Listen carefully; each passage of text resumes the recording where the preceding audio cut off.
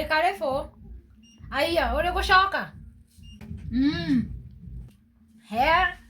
Sasa mumepewa nguo. Ushapewa eno. Ushapewa gauni sasa mtoto wangu. Hebu faa nione. Sawa.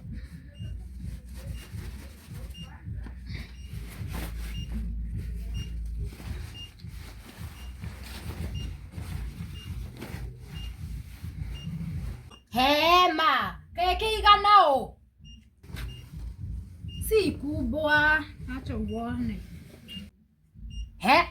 Kumbe zinafaa kutoshana hivyo. Faa nione.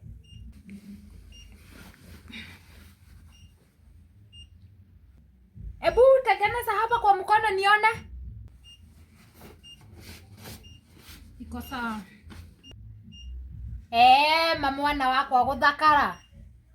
Kwani haujapewa ile helmet? Ati helmet. Mom, sometimes unaibishanga mtu, si ni kofia. Hai. Acha kukasirika na wewe, inaitwa aje hiyo kofia? Faa nione.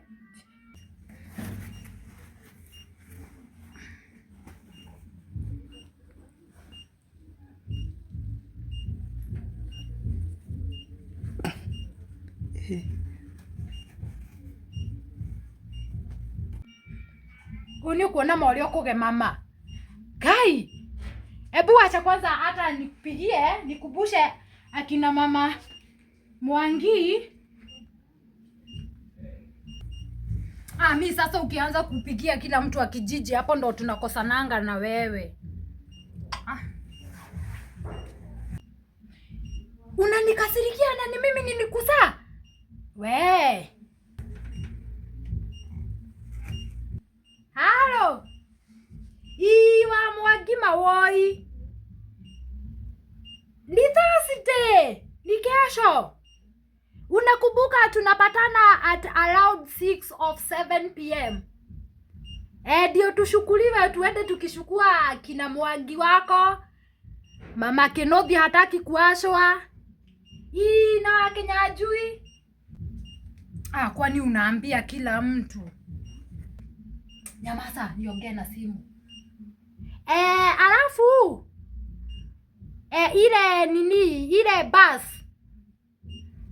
ile ya hapo, hiyo shule iko hapo juu, hiyo ya Madhina, nataka hiyo basi yao moja nilimwambia na kale kahafulole juu ya kuweka chakula na bucket ya chai.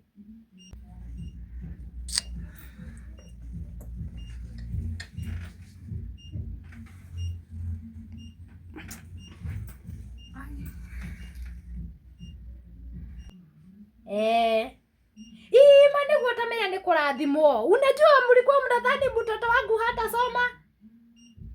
Haya, kumbusha hawa wengine juu unajua juu ya wifu hawatashika simu. Haya, sawa. Unakasirika nini? Na ninataka wakuja waone, unaona vile wanatuaibishaga. Hebu ingia huko, huyo mwenye anapita asikuone, anakaaga mshawi. Ni sawa basi.